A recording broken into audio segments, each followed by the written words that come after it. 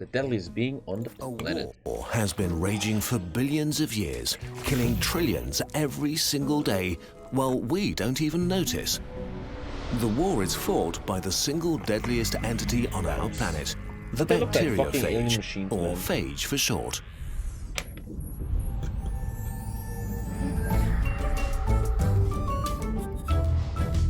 A phage is a virus, not quite alive, not quite dead.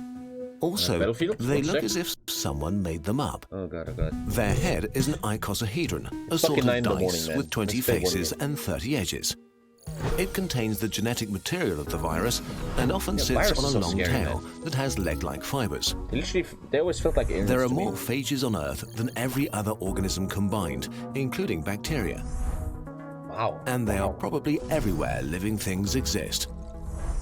Billions are on your hands, in your intestines, and your eyelids right now. I just played one game. Which might make you nervous, since phages are responsible for the majority of deaths on Earth. But you're lucky. While they do commit genocide for breakfast, they if you are immortal, but you don't know and your memories are always wiped.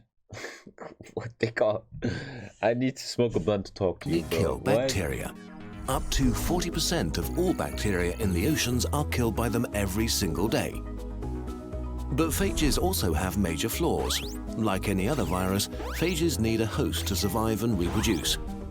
They're not much more than genetic material in a hull, and they specialize. Usually... Makes me wonder, again, I'm gonna sound a bit stupid today, how are viruses made? What was their evolution? Where did they come from? What is their pattern of evolution? A phage has chosen one specific... Must have been some microscopic being that slowly evolved evolutionary into this setting of, hey, I could, in Estonia, I could just have this lifestyle of being a virus and it actually bacteria, works. And maybe some of its very close relatives. These are its prey. Imagine a phage as like a cruise missile that only hunts and kills members of one very unlucky family. When a phage finds its victim, it connects its tail fibers with receptors and uses a sort of syringe to puncture the surface. In a weird motion, the phage squeezes its tail and injects its genetic information. Within minutes, the bacteria is taken over. It's now forced to manufacture all the parts of new phages. They only stop when the bacteria is filled up with brand new phages. In the final step, they produce endolysin, a powerful enzyme that punches a hole in the bacteria. The pressure is so high that the bacteria sort of vomits out all of its insides and dies. New phages are released and begin the cycle anew. In the last few years, bacteriophages have enjoyed the attention of the second deadliest beings on Earth, humans. Recently, we've started looking into it. When I was an edgy kid like you guys, do you guys remember the scene in The Matrix where Agent Smith sits with Morpheus and he makes a speech? I came to the conclusion that the human race is actually not a mammal, but much more a virus. You share every definition a virus has. And I was this edgy young kid, I'm like, yes, he's right, humans are a virus. Well, I kind of still believe in it. But we are the true virus, man. You never seen The Matrix? What? I'll never forget that speech from Agent Smith, man. That shit fucking injecting millions of them into our bodies, because we're sort of getting desperate. In the past, a single cut or a sip from the wrong puddle could kill you. Bacteria were our phages, tiny monsters that hunted us mercilessly. But then, about 100 years ago, we found a solution in nature. By accident, we found fungi that produced a compound that killed bacteria. Isn't that crazy? That guy who... Oh god, this is actually knowledge you should know. The guy who found penicillin from funguses, he saved millions, man. Thank you, Burritos, for the 4, brother. Thank you very, very much. Thank you, man. Thank you, thank you. What was his name? Alexander Fleming. Alexander Fleming, yeah. You should actually know that. That's actually important knowledge. He found fucking penicillin on a fungi and made antibiotics. What a massive, massive, massive... Antibiotics. Suddenly, we had a powerful superweapon. Antibiotics were so effective that we stopped thinking of bacteria as monsters. Only the old and weakest among us were killed by them. I think that any organism that has a population large as us has the ability to do this, become a virus. It's the same with ecosystems in the wild. If there are more lions than prey, eventually lions will begin killing each other or move But I don't know if I agree with you. It looks that mammals, if they get too much, they self-balance themselves. Nature's laws still apply to them. There's too many lions and not enough food, so the lions will die and go down to a population that is handleable for the ecosystem. Humans overcame that. I think humans are special there. We used antibiotics more and more for less and less serious causes. Process anymore. We lost respect for the monsters and the weapon. But bacteria are living things that evolve, and one by one, they started to become immune against our weapons. This continued until we had created what are called superbugs.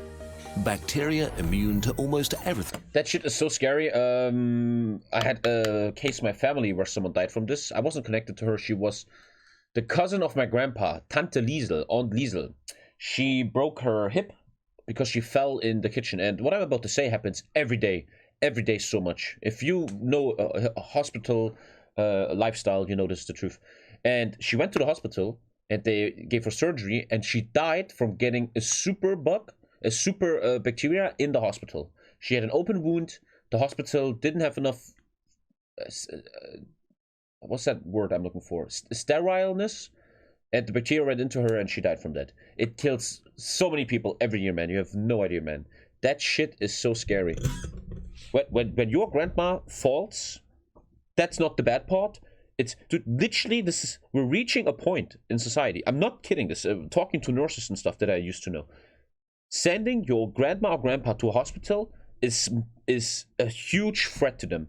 If they have an open wound or anything in the hospital, it is a massive threat. Massive thing we have. Hospitals are actually this very dangerous. Immunity is spreading across the world as we speak. By 2050, superbugs could kill more humans a year than cancer. Jesus fucking Christ. The days when a cut or bladder infection or a cough could kill you or your loved ones are coming back. In the US alone, more than 23,000 people die from resistant bacteria each year. But it turns out that phages, our tiny killer virus robots, could save us. We can inject them into our bodies to help cure infections. Hold on. How can injecting millions of viruses into an infection be a good idea?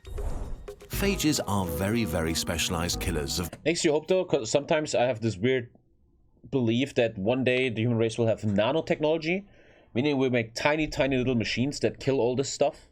That would solve it, right? Bacteria. So specialized, in fact, that humans are completely immune to them. We are too different.